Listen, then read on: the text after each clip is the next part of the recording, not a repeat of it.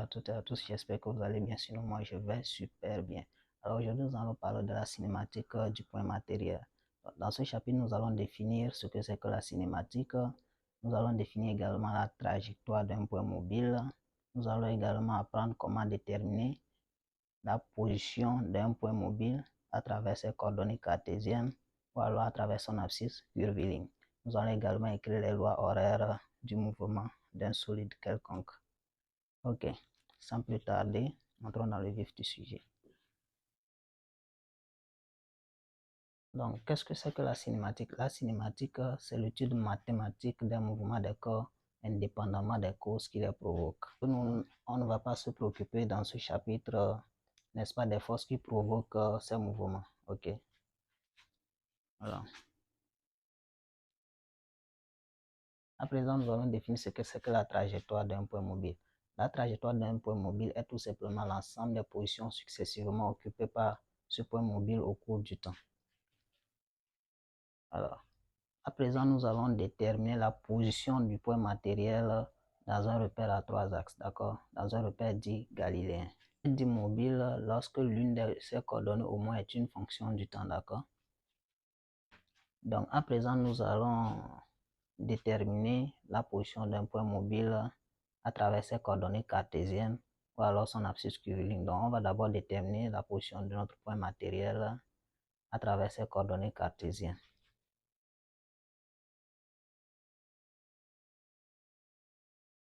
Donc, ici, notre point M est repéré par ses coordonnées X, Y et puis Z.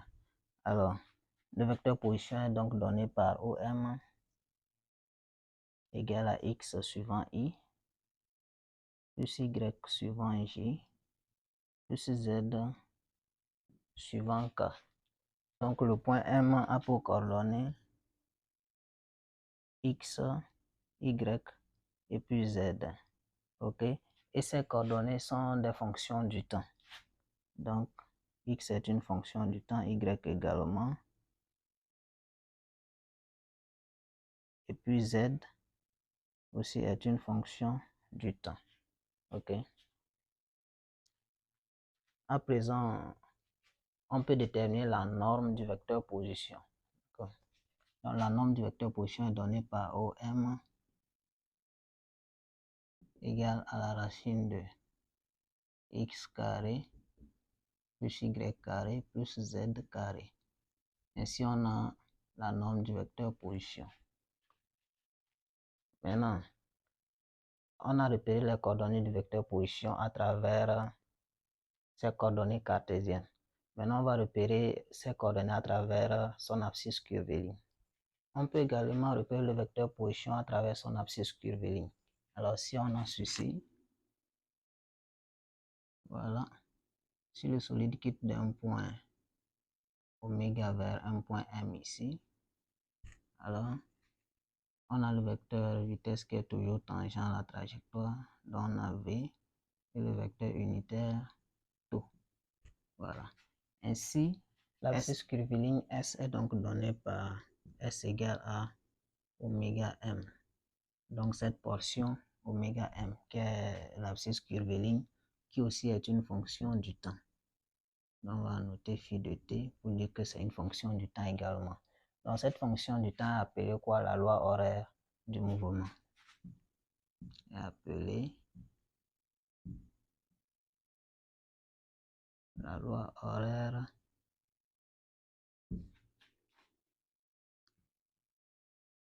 du mouvement. Voilà. À présent, nous allons parler du vecteur vitesse. En ce qui concerne le vecteur vitesse, on va le décomposer en deux parties. On a le vecteur vitesse instantanée et le vecteur vitesse moyenne.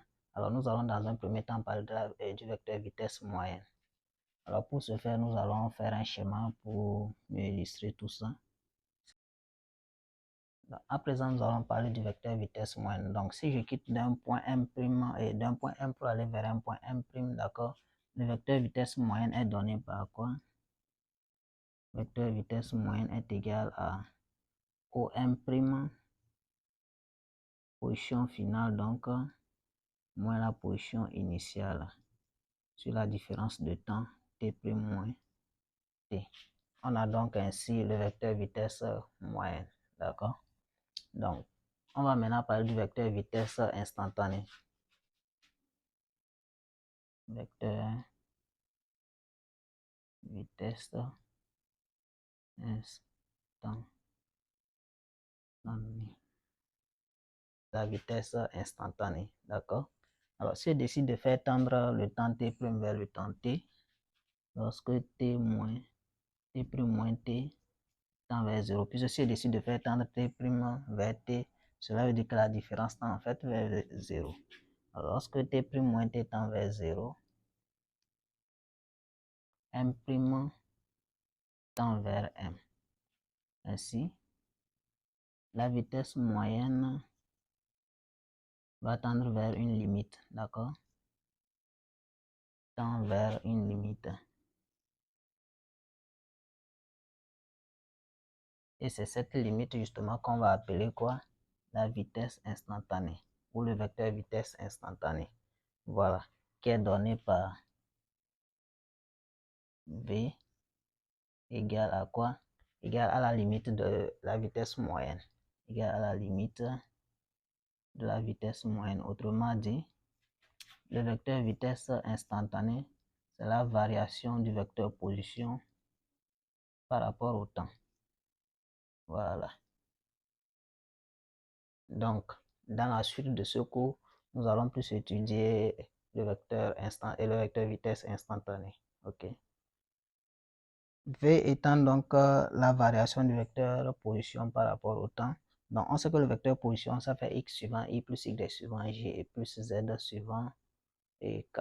Alors, on va dire que V instantané, ça fait d par rapport au temps de x suivant y plus y suivant j plus z suivant k. Donc, ça va faire d x par rapport au temps suivant i plus dy par rapport au temps suivant j plus dz par rapport au temps suivant k. Alors, cette variation dx par rapport au temps, la variation de x par rapport au temps, on va noter ça x point. X point suivant i, y point suivant j, plus z point suivant k. Nous avons donc ainsi le vecteur vitesse v. D'accord? Bon, une fois que nous avons le vecteur vitesse v, on peut profiter pour déterminer sa norme.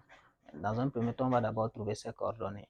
Si v fait x point suivant i plus y point suivant j plus z point suivant k, alors v a pour coordonnées vx, vy, vz sont égales à quoi? X point, y point et puis z point. Donc, une fois qu'on connaît les coordonnées du vecteur v, on peut trouver sa norme. Ainsi donc, la norme de v est donnée par la racine carrée de vx carré plus vy carré plus vz carré tout simplement. On a donc la norme du vecteur vitesse v. Vecteur v à travers ses coordonnées cartésiennes. Cette fois-ci, on va déterminer le vecteur v à travers son abscisse curviligne. Alors, schéma illustratif. Donc, si j'ai ça, je prends encore un point oméga là et je prends un point m ici. Alors, le vecteur vitesse est toujours tangent à la trajectoire. On va mettre le vecteur unitaire tout là. D'accord? Donc, est égal à oméga m. D'accord? Si S est égal à oméga m, alors V, le vecteur vitesse V est égal à quoi? C'est la variation de S par rapport au temps. Ça fait la variation de S par rapport au temps. Donc, suivant le vecteur unitaire tout, orienté par le vecteur unitaire tout simplement. On applique donc que V est égal à S point suivant tout, puisque S point c'est dérivé de S par rapport au temps. C'est comme quand on avait la dérivée de x par rapport au temps, on a dit que ça fait x point. Donc la dérivée de s aussi par rapport au temps, ça fait s point donc suivant le vecteur unitaire tau. À présent, nous allons parler du vecteur accélération. Nous allons donc déterminer le vecteur accélération par ses coordonnées cartésiennes et ensuite par son abscisse curviligne. Donc par ses coordonnées cartésiennes.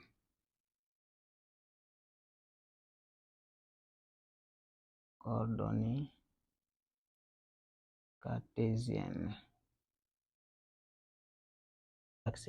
Accélération, c'est la variation du vecteur vitesse par rapport au temps, d'accord? Donc ce qui fait ça fait d par rapport au temps de quoi?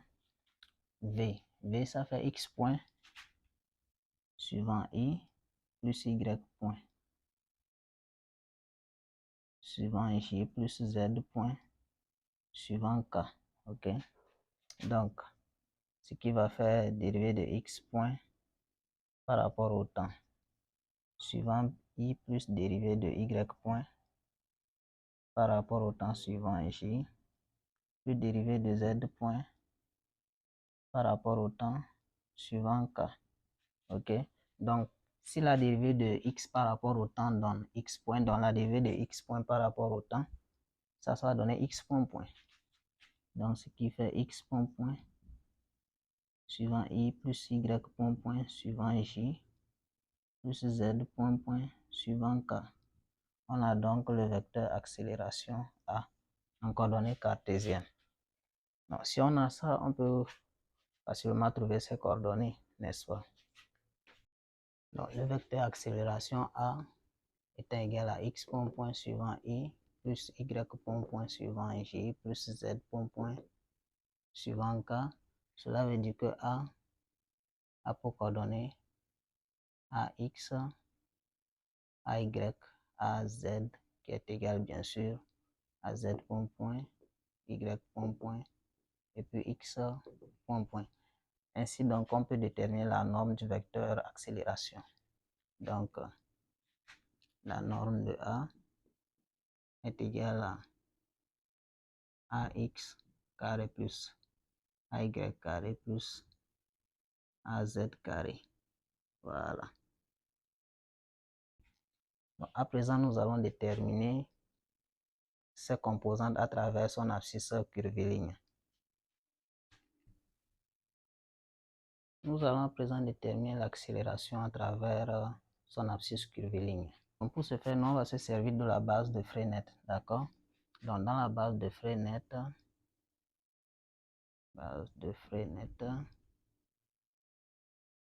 qui est donnée par n et puis tau, ok?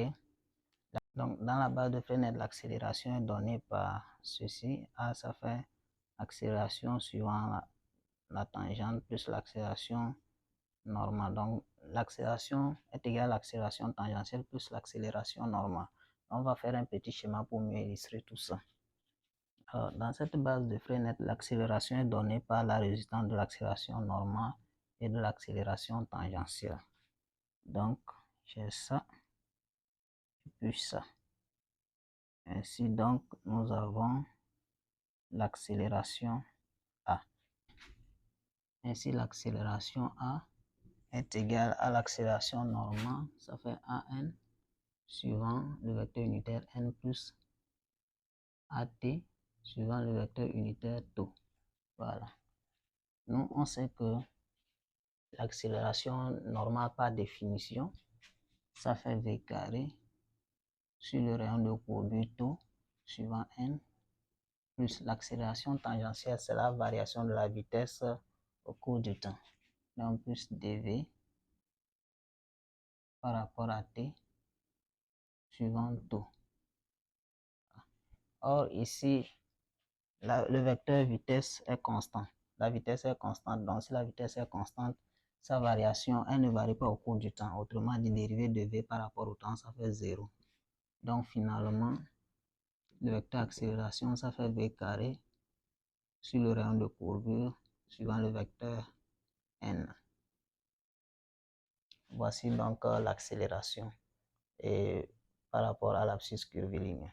À présent, nous allons parler de l'allure du mouvement, d'accord? Allure du mouvement.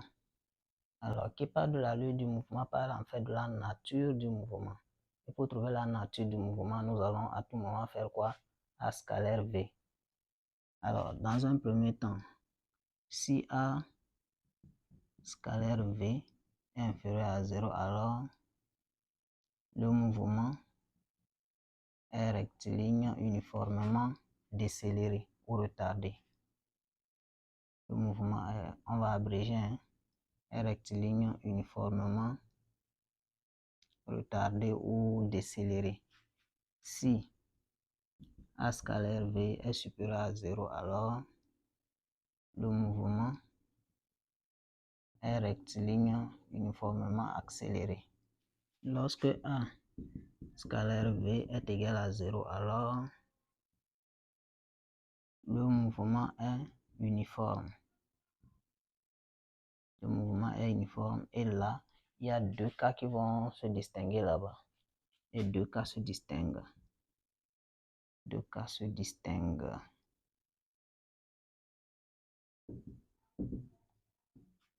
Dans le cas où l'accélération est égale au vecteur nul, alors le mouvement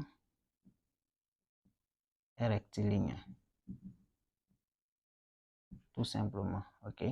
Et lorsque A est orthogonal à V, alors le mouvement est circulaire. Donc, c'est les deux cas qu'on peut distinguer dans ce cas-là. Voilà. À présent, nous allons parler de quelques mouvements particuliers, mais bien avant, nous allons d'abord définir les conditions initiales. Alors, c'est quoi les conditions initiales? Les conditions initiales, c'est ce que valent le temps et les grandeurs cinématiques à l'instant où commencent les observations. Et généralement, on considère l'instant initial t égale à 0. D'accord? Nous allons d'abord parler du mouvement rectiligne. Donc, on va noter petit 1, mouvement rectiligne. Mouvement rectiligne. Voilà. Donc, nous allons illustrer ça par un schéma pour que tout le monde puisse suivre. Alors, une fois qu'on a ce repère, nous pouvons définir les grandeurs cinématiques ici qui sont le vecteur position, le vecteur vitesse et le vecteur accélération. Donc, ici, le vecteur position OM est égal à X suivant I. Donc, le vecteur vitesse V, lui, il est égal à X point suivant I également. Et le vecteur accélération A est égal à quoi? X point suivant I. Et X ici est une fonction du temps, d'accord? Donc, X est une fonction du temps. Et cette fonction du temps est justement appelée la loi horaire de cette équation. À présent, on va parler d'un mouvement rectiligne uniforme. Petit 2, mouvement rectiligne uniforme. Alors, un solide est dit animé d'un mouvement rectiligne uniforme si sa trajectoire est une droite et sa vitesse est une constante. Ainsi donc, trajectoire, une droite, vecteur vitesse V est une constante. Donc, ça dit que V est égal à V au départ, c'est la même vitesse qui est une constante. Dire que la vitesse est une constante, ça dit que l'accélération est nulle tout simplement. Et donc, l'accélération est égale au vecteur nul. Ainsi donc, on parle d'un mouvement rectiligne uniforme. Alors, petit 2, mouvement rectiligne uniforme. Alors, un solide est dit animé d'un mouvement rectiligne uniforme si sa trajectoire est une droite et sa vitesse est une constante. Ainsi donc, trajectoire, une droite, vecteur vitesse V est une constante. Donc, ça dit que V est égal à V au départ, c'est la même vitesse qui est une constante. Dire que la vitesse est une constante, ça dit que l'accélération est nulle tout simplement. et donc l'accélération est égale au vecteur nul. Ainsi donc on parle d'un mouvement rectiligne uniforme. Alors à présent on va définir les lois horaires. Et x, c'est la variation de x par rapport au temps. Et v, on dit ici que v est une constante, donc v est égal à v0 tout simplement. Donc on va tirer dx ici. Donc dx est égal à v0 dt, puisque vx ça fait encore v0, d'accord? Donc x lui-même ça va faire v0t plus une constante donnée. Donc cette constante est définie à partir des conditions initiales, ok? Ainsi at égale à 0, at égale à 0, x est égal à quoi? x0, ça veut dire que x n'a pas en fait varié. Donc ce qui veut dire que la constante là, ça fait x0. Ainsi donc x est égal à v0t plus x0. Donc ici on vient d'établir quoi? La loi horaire de notre mouvement. On va noter sa relation 1. Donc en définitive, lorsqu'on est dans un mouvement rectiligne uniforme, d'accord, et l'accélération est nulle, la vitesse est constante, v égale à v0, et la position de notre mobile est donnée par v0t plus x0. Voilà. À présent, on va parler d'un mouvement rectiligne uniformément varié. Alors, un solide animé d'un mouvement rectiligne uniformément varié, si sa trajectoire est une droite et son accélération est une constante. D'accord? Donc, trajectoire est une droite. Trajectoire est une droite. Et l'accélération, une constante. Donc, A, ça fait A0 égale à une constante. Voilà. Donc, à partir de là, nous, on va établir maintenant les lois horaires. Par définition, c'est que l'accélération, c'est la variation de V par rapport au temps. Donc, on va tirer V. Donc, dV est égal à A dt. Ce qui veut donc dire que V, ça fait quoi? Ça fait AT plus une constante. Et on a dit que la constante est déterminée à partir des conditions initiales. Donc, AT égale à 0, V est égal à V0. Ce qui veut donc dire que notre constante ici est égale à V0. Ce qui veut dire que la constante là est égale à V0. Ainsi donc, V est donné par AT plus V0. Mais on sait aussi que V, c'est la variation de X par rapport au temps. Avec V égale à la variation de X par rapport au temps. Ce qui veut donc dire que si je cherche dx maintenant, dx ça fait donc V fois dt. Ainsi donc, X est égal à quoi?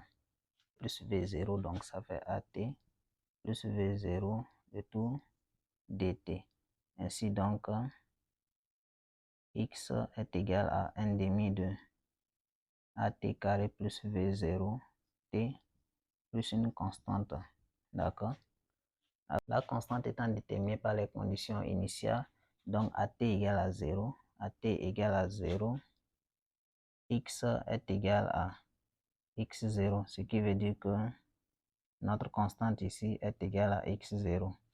Par suite, X est égal à 1 demi de AT carré plus V0t plus X0. Nous avons donc établi nos différentes lois horaires.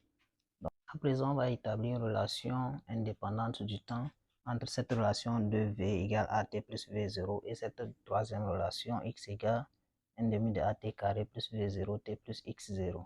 Donc, si on prend la relation 2 est équivalente à quoi? V égale à AT plus V0. Ainsi donc, si je tire le temps t, t sera égal à V moins V0 sur A. Donc, je vais remplacer cette nouvelle expression du temps là dans la relation 3. Donc, la relation 3 sera équivalente à x égale à n demi de A. Donc, je remplace T par V moins V0 sur A au carré plus V0 et de V moins V0 sur A plus x0, ce qui est donc égal à n demi de A. Je vais développer, ce qui va faire V carré plus V0 carré moins 2 fois V0 le tout sur A carré plus donc je vais faire entrer le V0, donc ça fait V0V moins V0 au carré le tout sur A plus x0, ce qui est donc égal. Donc on va simplifier A et puis A. On aura donc 1 sur 2A. Ok. Bon, on peut laisser donc le 1 et on va écrire tous les numérateurs. Donc on a V carré plus V0 carré moins 2 fois V0. Voilà. Plus V0, V moins V0 carré sur A. Donc comme ici on a 2A, nous on va s'arranger pour aussi avoir 2A ici. Donc il suffit juste de multiplier le haut par 2 et le bas par 2. Ok. Ce qui nous donne donc, vu qu'ils ont le même dénominateur, ça nous arrange. Donc ça va faire V carré plus V0 carré moins 2 fois V0. Donc je vais faire entrer le 2 dedans. Ça me fait 2 fois V0V moins V0 carré, ce qui est donc égal. Alors ceci va partir avec ça. Et quoi? Attention, il y a 2 ici. Voilà. Donc on aura V carré moins V0 carré moins 2 fois V0 carré. Donc ça fait V0 carré sur 2A. On a donc plus x0 bien sûr. Donc ça c'est x.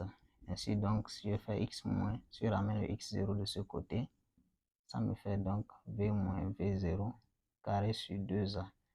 Ainsi, je vais tirer v.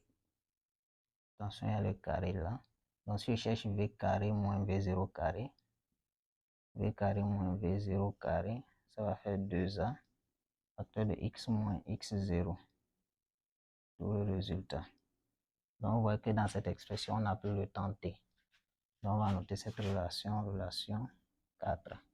Une petite remarque, si AT égale à 0, si AT égale à 0, V0 vaut 0 et X0 vaut également 0, alors on aura V carré, ça va faire 2AX. Autrement, V, ça va faire racine de 2AX. Et cette formule, vous la connaissez depuis la classe de première. Voilà. À présent, on va parler d'un mouvement rectiligne sinusoïdal. Un solide animé d'un mouvement rectiligne sinusoïdal, si sa trajectoire est une droite et sa loi horaire est une fonction sinusoïdale du temps qui est de la forme x égale à xm cosinus oméga t plus phi. D'accord, xm ici représente quoi? Oméga et phi. Alors xm ici représente l'amplitude. L'amplitude oméga, c'est la pulsation, bien sûr, qui s'exprime en radian. La pulsation. Et la phi, c'est la phase à l'origine, tout simplement. La phase à l'origine. Voilà. Connaissant la position ici, on peut trouver la vitesse. Alors, la vitesse sera égale à quoi? Ça fait tout simplement x point, puisque ça va faire la variation de x par rapport au temps. Si vous voulez, on peut acheter le détail, qui est égal à x point. Donc, ce qui veut dire que la vitesse v est égale à quoi? Cela revient à trouver en fait la dérivée de cette fonction. D'accord? Alors, xm étant une constante, on l'écrit tout simplement. Ça fait xm. Alors, dérivée de cosinus, voici pour faire les dérivées des fonctions trigonométriques. On a cosinus ici et puis là on a sinus. Alors les dérivées, ça va dans le sens du déplacement des aiguilles d'une montre. Là, ça fait la dérivée. Alors, la dérivée de cosinus, donc si on a sinus ici, on a moins sinus là. Et là, j'ai moins cosinus. Donc la dérivée de sinus et de cosinus, pardon, ça fait moins sinus. D'accord? Xm, c'est une constante, donc on va dériver la cosinus oméga t plus phi. Donc, cosinus, la dérivée de cosinus oméga t plus phi, ça va faire tout simplement moins. Donc, xm d'abord, ensuite oméga, et là, sinus oméga t plus phi. Voilà. Parce que lorsqu'on vous demande de dériver, par exemple, cosinus 2x, ok, on dérive d'abord ce qu'il y a à l'intérieur. La dérivée de 2x, ça fait tout simplement 2. Je viens mettre 2. Maintenant, la dérivée de cosinus, ça fait moins sinus. Donc, j'applique un signe moins ici et je fais sinus 2x. C'est pour cela que oméga se retrouve ici. Donc, oméga ici constitue le 2 que moi j'ai utilisé là pour expliquer. Voilà. Une fois qu'on connaît la vitesse v, on peut aussi trouver l'accélération, puisque l'accélération, c'est la variation de la vitesse par rapport au temps. Donc, A étant égal à la variation de la vitesse par rapport au temps, cela donc sera égal à.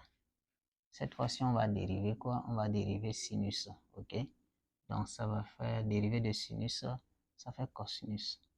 Donc, ça fait moins xm. Oméga fois oméga, ça devient oméga carré. Cosinus oméga t plus phi. On a donc l'accélération, d'accord? Maintenant, on peut essayer d'établir un lien entre l'accélération et la position m. Alors, a étant égal à ceci, xm oméga carré cosinus oméga t plus phi. Alors, moi, je vais essayer de retrouver x là-dedans. Et il est clair qu'on peut dire que ça fait moins oméga carré, voilà, xm cosinus oméga t plus phi. Donc, on voit clairement que quoi? Lorsqu'on ramène oméga là, au début de l'écriture, on se retrouve avec quoi? Xm cosinus oméga t plus phi. Or, xm cosinus oméga t plus phi n'est rien d'autre que quoi? Que notre x. Donc, A est égal à moins oméga carré fois x. Bon. Un solide animé d'un mouvement circulaire uniforme si sa trajectoire est un cercle et sa vitesse une constante tout simplement. Donc, on va essayer de faire un schéma pour illustrer tout ça correctement. Alors, une fois qu'on a ce schéma, on peut trouver l'abscisse curviligne qui est S égale à l'arc décrit par AM. Ok, et en classe de seconde, on nous a dit que lorsqu'on cherche l'arc AM, ça fait tout simplement R, le rayon multiplié par l'angle au centre, θ. D'accord? Donc, à présent, une fois que nous on a ça, on peut trouver donc, connaissant l'abscisse curviligne qui est la position de notre solide, on peut trouver la vitesse. Donc, la vitesse est égale à quoi? Ça fait la variation de S par rapport au temps. Donc, ce qui fait la variation de Rθ par rapport au temps. Ici, le rayon, lui, ne varie pas, il est toujours constant. Donc, c'est l'angle qui varie. Donc, ça fait R dθ par rapport au temps. Donc, si on a dθ par rapport au temps, ça fait θ point tout simplement. Donc, ça fait R θ point avec θ point égale à oméga. Oméga ici, c'est la vitesse angulaire. OK. Ainsi donc, j'ai V, ça fait R oméga. Donc, V ici, c'est la vitesse linéaire. On va à présent profiter pour établir la loi horaire, d'accord? Donc, loi horaire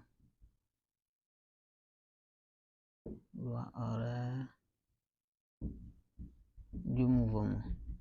Voilà. Alors, on sait que V, c'est la variation de S par rapport au temps.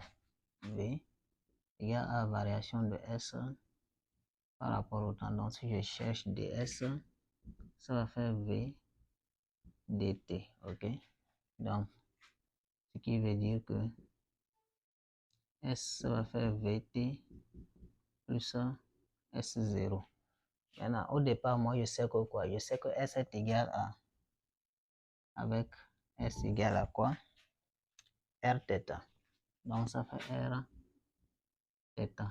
Donc, si je divise S par R et puis S et R θ par R, on aura donc quoi?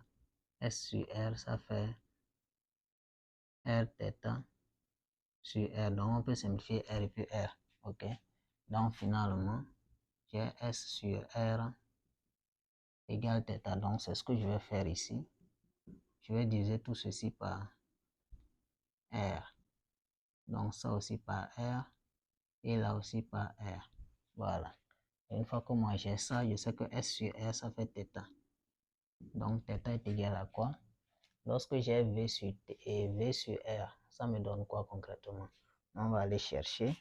Ici, on voit clairement que V, ça fait R fois oméga. Donc, ce qui veut dire que V sur R est égal à oméga en fait. Donc, ce qui me fait oméga T plus S0 sur R. Donc, ça va faire quoi? θ 0. D'accord? Et entre-temps, on a dit qu'oméga était égal à quoi? Il était égal à θ point. Donc, ce qui veut dire que θ, bon, θ est une fonction du temps et on peut mettre θ de t comme ça. Donc, ça fait θ point t plus θ 0. Donc, ceci est la loi horaire de ce mouvement. Ok. À présent, on va parler de l'accélération parce que lorsqu'on connaît la vitesse, on peut parler de l'accélération. Mais ici, on est dans un mouvement circulaire. Donc, on va se servir, n'est-ce pas, de la base de Freinet. On va donc se référer à ce schéma que j'ai fait ici. D'accord? Donc, on va dire que l'accélération, on va la décomposer en deux. Donc, ça va faire l'accélération tangentielle plus l'accélération normale. OK?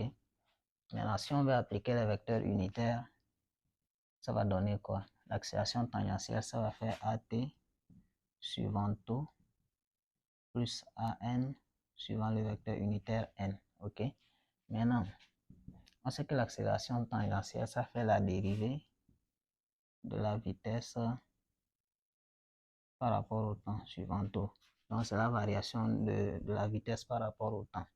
Maintenant, plus l'accélération normale qui est orientée dans le sens de la concavité. OK, donc ça va faire d carré sur taux. D'accord? Taux ici est le rayon de courbure suivant le vecteur unitaire n. Maintenant, nous savons tous que quoi? Il s'agit d'un mouvement circulaire uniforme. Si le mouvement est circulaire uniforme, cela veut dire que la vitesse est une constante. Si la vitesse est constante, elle ne varie pas au cours du temps. Autrement dit, la dérivée de v par rapport à t, ça fait 0.